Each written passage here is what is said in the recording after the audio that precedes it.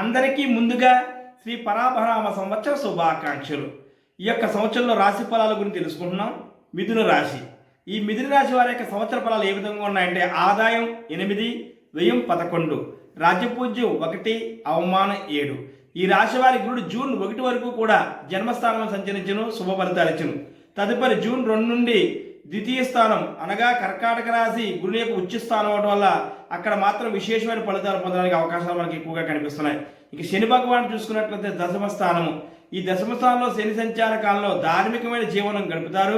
కొద్దిపాటి ఆందోళన కూడా కలిగే అవకాశాలు మనకు కల్పిస్తున్నాయి. ఈ యొక్క సంవత్సరం ఉద్యోగస్తులకు బదిలీలు ఉంటాయి. అయితే ఈ బదిలీలు ప్రమోషన్లతో కూడుకున్న బదిలీలు ఉండడం వల్ల వారు కూడా ఆనందంగా ఉంటుంది. ఇంకా కళాకారులు కవులకి కూడా మంచి గుర్తింపు వచ్చే అవకాశాలు మనకి ఎక్కువగా కనిపిస్తున్నాయి. ఇంకా సంతాన విషయంలో వీరు కొంత జాగ్రత్త తీసుకోవాలి. ఒకవేళ ఇబ్బందులు కలిగినప్పటికీ కూడా సంతానాభివృద్ధి కోసం మాత్రం విశేషమైన కృషి చేస్తారని మనం చెప్పచ్చు. శని బలం వల్ల వీరు ఎంతటి పనినైనా సరే ఖచ్చితంగా విజయాన్ని సాధిస్తారు. శ్రమతో కూడుకున్న విజయాన్ని సాధిస్తారని మనం తెలియజేస్తున్నాం. మొత్తం మీద అన్ని రంగాల వారికి కూడా ఈ సంవత్సరం అభివృద్ధి ఉంటుందని చెప్పచ్చును.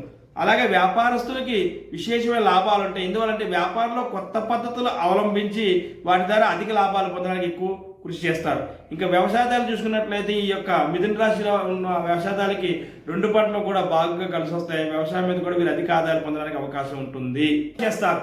విద్యార్థులకు విజయ అవకాశాలు ఎక్కువ. విద్య నిమిత్తం విదేశాలకు వెళ్ళే అవకాశాలు కూడా కనిపిస్తున్నాయి. గతం కంటే మెరుగైన అవకాశాలు మనకు కనిపిస్తున్నాయి. ప్రత్యేకంగా ఆక్వా రంగంలో ఉన్న వారికి మాత్రం గతంలో కన్నా ఈ సంవత్సరం ఎక్కువ ఆదాయాలు వస్తాయి. ఈ రాశి వారు గృహ నిర్మాణాలు చేస్తారు, విలువైన వస్తువులు కొంటారు.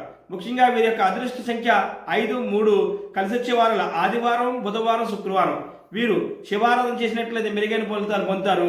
అదేవిధంగా ఇంకా మెరుగైన ఫలితాలు పొందాలన్నట్లయితే నవగ్రహ శాస్త్రం చేర్చుకున్నట్లయితే మెరుగైన ఫలితాలు పొందుతారు. మొత్తం చూసుకున్నట్లయితే మిథున రాశి వారికి అద్భుతమైన ఫలితాలు ఉన్నాయని చెప్పవచ్చును.